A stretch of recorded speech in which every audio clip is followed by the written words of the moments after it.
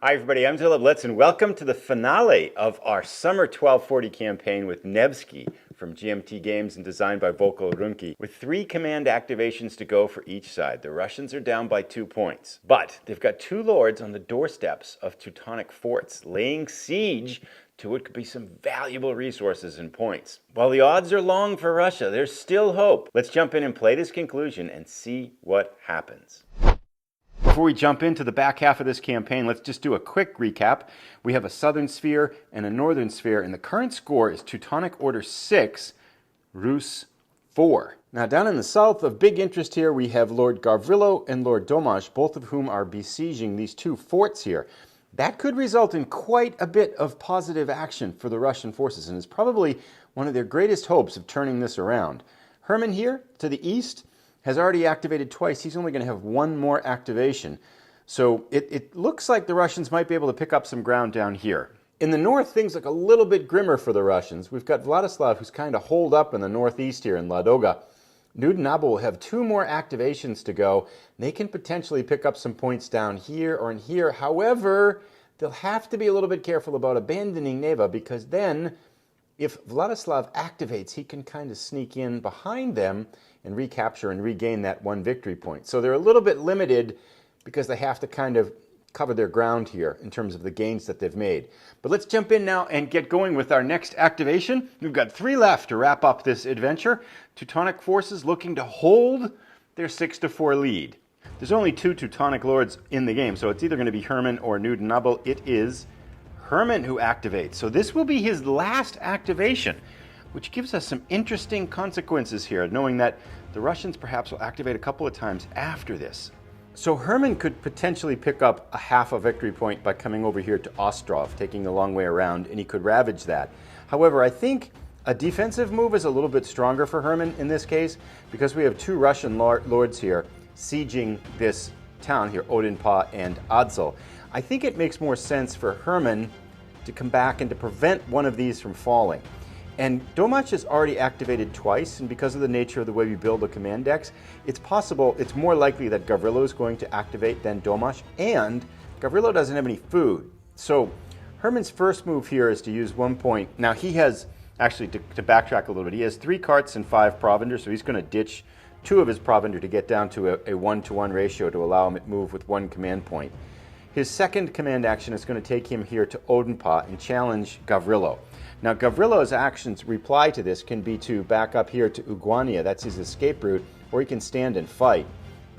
Now, if he does that, Hermann would still have 1 command point left. Hermann could come here, forcing Gavrilo back to Uzman, and from Uzman, Gavrilo activates. He's got no food, he can't ravage because of the famine in Russia. He's really restricted as to being able to get any victory points at all. And without that, I don't see how the Russians can make up this 2-point deficit. So given the bad position it would put Gavrilo in if he retreats, even though it's unlikely, and very unlikely, that Gavrilo can stand here and hold against Hermann, I think that's the only path the Russians have for victory. So Gavrilo stands, and Hermann and Gavrilo meet on the field of combat. These are long odds for Gavrilo here. First up, the defender is Gavrilo. He's going to start. Now, we can look at it. It's 6-5. Gavrilo is actually a little bit outnumbered here. The problem is that these militia and light horse are so lightly armored that they really don't have much of a defensive value. But Gavrilo's one hope is that he can strike hard and fast with these archers, because Luchniki, these massed archers, means that the light horse and militia have archery. Each one's a half, which gives them 1.5. Rounded up is 2 shots at Hermann. So 2 strikes hit Hermann. Hermann has to decide what he's going to defend with. He's going to have the sergeants take this first hit. Now their armor is a 1-3. This is kind of key. Gavrilo needs to do damage with these first 2 shots. So 1-3 for Hermann's sergeants to defend. They do not defend. They fail and are routed. That's a hopeful sign for Gavrilo. Now Hermann has to decide what to do next. He could try to have these men-at-arms take it, which will, if they fail, they'll actually lose an archery shot. Gavrilo, he's going to actually, let's have the knights try to take it instead. Their armor is 1-4, rather strong here. So they need Gavrilo needs a 5 or a 6 to take them down. He gets a 3. So they stand their ground, which is That's good. But the loss of the sergeants, well, let's see what happens here. Herman has his light archers. They have an archery rating. They have crossbows, and they have an archery rating of half each, so it's 1.5, rounded up is 2. So 2 strikes hit Gavrilo. And his choices now are what to do. I think his first choice will be to, actually, I think he's probably going to have to try to stand here with these militia. So it's, but they need a die roll of 1. They have no chance here against crossbows. He's going to roll for the militia here and take that light hit. I don't think he's got any other potential for it. Actually, no, let's go with the men-at-arms, because if he gets a 1 and gets lucky, 3, he does not.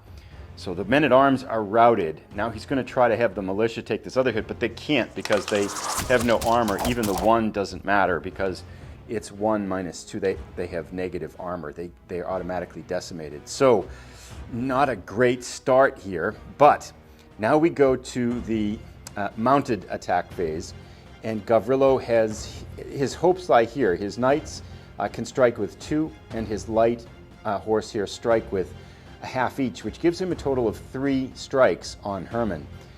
Now Herman will defend. Let's try to defend first with the militia. This is where Gavrilo needs to do his damage. He really needs to win this. He needs to hit with all 3. The first one, the militia are going to try to defend. They need a 1 to 3 to survive. They get a 5. They fail and they rout. Okay. And I would like to save the knights here for Herman because they hit with a strength at 2. I hate to lose all these crossbowmen though. Let's go the militia the men-at-arms here one more time.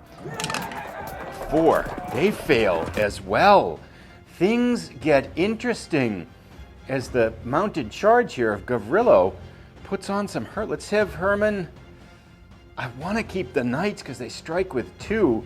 Let's have the men-at-arms try to defend again. They fail again. Gavrilo giving the Russian forces hope here as the mounted charge completely decimates Herman's men-at-arms. Now Herman has, in his mounted phase, these 2 knights will go, and all of the foot soldiers are gone now. He gets 2 strikes each, which is 4 strikes. I think Gavrilo's only chance is try to have this knights withstand all 4. If they could do that, they have a chance. But if they go against the light horse, they're going to automatically pretty much wipe them out. They only have an armor of 1. So it all comes down to whether Gavrilo's knights can make a heroic stand. Outnumbered 2 to 1, they have to defend 4 times. They need a 1 to 4. They defend once. They fail. On the second one, a 5, and they are routed. Gavrilo still has to make 2 more defenses, all on a 1. We'll roll for both of them. A 2 and a 2. They both fail. And as quickly as that, Gavrilo's forces are routed and the battle ends. So Gavrilo must retreat, and his only place to retreat is Uguanya, but however, it's going to get much worse. Let's go back down to our mats because he has a lot of losses here. For loots and spoils, everything, the boats, the carts, the coin, all go to Herman. He has to concede the field, so this gives Herman quite a, well, we'll sort it out later, but you get the idea. Everything goes over to Herman, the spoils of war. Gavrilo has been pushed back. Now we need to check to see on their service marker. The losing side rolls 1 die for each of its retreated lords and shifts that lord's service marker. According to this, on a 1 or a 2, it goes 1 left 1 box, a 2 or 3, a 3 or 4, it goes 2 boxes, and a 5 or a 6, it goes 3 boxes, which, I mean, this is going to knock Gavrilo out of service. Pretty much. A 4 goes 2 boxes. So let's go take a look at his service up here then. So we're currently in our summer campaign here, and Gavrilo's markers here. 2 services markers go this way, which means he will more than likely, he's going to have other problems as well. It's looking pretty grim for Gavrilo. We'll just walk through this to show how to clean up battles though. Now we have to roll for routing on all of these forces, whether they're permanently removed or whether they come back into the Lord's service here. And for this one, we have to let's do Gavrilo first, because he conceded that he lost the field without conceding. He was completely routed. The only way to get these troops back is to roll a 1 for each one. So we'll take them in order here. We'll start with the men-at-arms. They're gone. Let's do next the 2 light horse. They're both permanently removed. Let's do the knights. They're gone. And then the militia, just gonna, yeah, that's it. No 1s there at all. So Gavrilo loses all of his forces, which actually removes him, makes the point moot. He wouldn't have made it anyway because he doesn't have any money. They couldn't pay him from the Novgorod Vechi. There's nothing there to do that, to keep him in service. So, yeah, this didn't turn out very well for the Russians. Let's check Herman's forces here, though. So for Herman, we have the 3 militia. We'll do them all here with 1 roll. Let's start actually first with the sergeants. They need a 1 to 3 to come back into service. They get a 2, so they return to service. They're okay. And now we're going to make the same roll for the men-at-arms. All 3 of them here. A 1, and a 2. Herman's troops showing some discipline that they actually didn't show well, facing the mounted charge of Gavrilo, all come back in service, and Herman suffers no losses.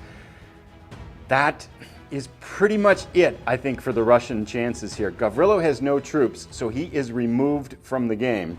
We'll remove his mat out of the way, and let's take him off the board, too. So we now remove Gavrilo from the game, and he's out. The Russians down to 2 lords. That was... I don't know that they had a better option, but the battle was... Yeah, they needed some pretty lucky rolls there on the battle. Let's go check the score now. Actually, that was 6-4 for Teutonic forces. Now it is up to 7 because the loss of a lord in this scenario costs a team 1 point. We go to the Russian activation, but things are looking grim. I think we're in the mop-up situation right now. All right, let's see who activates here for the Russians. Vladislav. All right, let's check it out. Vladislav, unfortunately, doesn't have very many good options. He is going to get... Gavrilo was a long shot to beat Herman on the defensive, but on the defensive. Vladislav going on the offensive against the 2 Danish princes, he has no chance. They're just going to get massacred. So, I mean, technically, yeah, maybe the Russians want to push their odds to try to win it, but it's just not going to happen. It'd be a butchery. So, and they have a famine, so really, I think... I don't see anything that it makes sense to really have them try to move someplace else either. I think their one chance here really is to hope that the Danish princes would vacate this so that they could come back in and take it. But at this point, it's pretty much a moot point, I think. We're going to have Vladislav use his seat for picking up 1 provender with supply, and that's the limit they can do because of the famine. I don't see other actions really that they can take that would help kind of improve their cause. They don't have any ships, so they can't sail. Marching anywhere really just makes their situation pretty much the same. So Vladislav is done after that 1 action. So let's go now to our second to last command action for the Teutonic Order. It is Knud and Abel. Their decision, I think, is pretty easy. Now, we know that Knud and Abel is also going to go 1 more time. So we will take Knud and Abel and have them push here so they can come back and regain this if Vladislav activates in the next turn and comes up in here. So we'll have Knud and Abel go 1 here, and then they will ravage this with their second action. And they have, how much? Well, they're going to have more now. So as they ravage this is just a zone, so they pick up 1 provender. And let's see, what did they have to do before this? Because they had 2 carts and 2 provender and a loot. So we're going to actually have them lose 1 of the... We'll just have them toss the loot so they won't move with that. So the 2 carts coming with 2 provender. They could pick up this provender, and with the third action they could go here. But instead, we'll just have them stay where they are. We're going to have them finish at this point. I think, I mean, they could come back, but they're not going to be able to ravage, and they're not going to go any further. They're going to come back. So they will keep this provender, but they have to consume it as they ate it. So that is the end of their turn. The Teutonic Order picks up another victory point, giving them 7.5 to 4 now. It's pretty much over here for the Russians. All right, 2 cards left. We get Gavrilo, who's knocked out of action. So the Russians are done with that one. Let's go to the Teutonic Order. Their last card, we already know, is Knud Abel. It can't be anybody else. So Knud Abel goes. It is his card there. Let's go back up and move him to finish off. So I think his strongest move is to defend Neva. There's not much else. I mean, theoretically, Vladislav may not go the next time, and he could come down here and get one more. The Danish princes could come down here and get a half a victory point there, but I think we're just going to have them defend that victory point up there. They can, now the part I'm not concerned about, it's the famine, I think, so Russian lords can't forage in their own country, but from the way the rule of this famine card is written, it looks like Teutonic lords can still forage. So we'll have them do that with their last two actions, which ends them up with 3 provender. As they have to consume 1, they would have ended up with 4 minus 1, so they end up with 3. So that is the last action for the Teutonic Order. Let's go for the last action of the Russians. The last Russian card is, can't pick it up, Vladislav. So there really isn't much Vladislav can do. It would have been better to have Domash activate than Vladislav. And that's actually one of the changes, I'll talk about that in a second, one of the changes I'm thinking to make to this command deck creation structure that we're using for solitaire play. I do have, I think, a change that I want to make for future games. We could have Vladislav charge and attack here, but it's not going to change the outcome of the war. I think with that in mind, rather than to just go through that, and Vladislav's going to get butchered. They don't have a chance, really.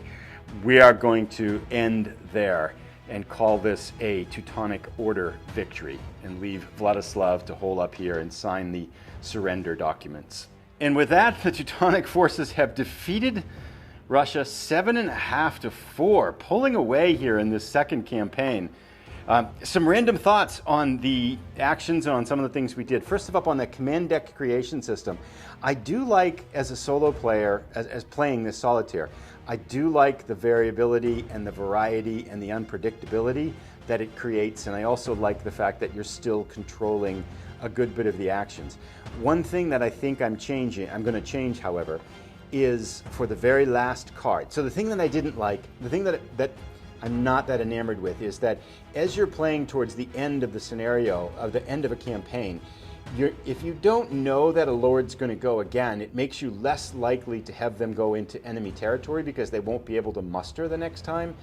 So if you're thinking like, okay, for example, Herman could activate now, and do I want to send him into Russian territory? Well, if he activates again this campaign, then yeah, I can bring him back, can send him over and bring him back so he can muster and then go in again. But if I don't know that, I'm reluctant to send them over. So I'm thinking for the very last card to make one of two changes. One is to change the rule to, for the very last card, you can pick any lord who hasn't activated for your side 3 times yet. So you'd have that option to pick whoever you want for that one. The other thought I had was you can pick any lord. You can either take the last card you got, or you can take the other 2 that you discarded. But I think for simplicity's sake, I might just say you can take any lord you want that hasn't activated 3 times. And what that would allow you to do is, for example, if you're playing as Herman and Herman has activated once, he's now in his second activation, and say he was here, you could send him across knowing that for your last activation, your last command card, you would be able to bring him back so he could muster in subsequent turns. That's just one slight change I'm thinking on making. Some other observations on the game. There was a comment in one of the couple videos ago when we had the event come up that took the Dietrich von Grüningen event that took Rudolf von Kassel out of the game. Thinking that played a big sway and things like that. First of all, I think in a shorter scenario that probably has a bigger impact than in a longer scenario. You know, what we really haven't seen is the recycling of Lord's service time in a short scenario like this.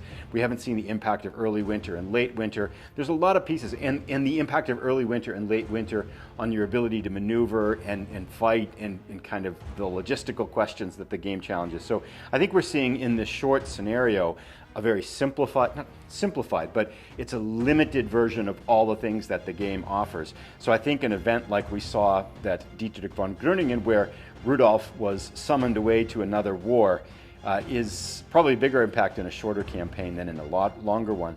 The second thing that I think that highlights, though, is that one of the things I don't think, if I to play again, one of the things I don't think I did very well as the Teutonic Order is you've got a choice whether to keep your lords separate or bring them together. And there's advantages to keeping them apart, and there's advantages to keeping them together.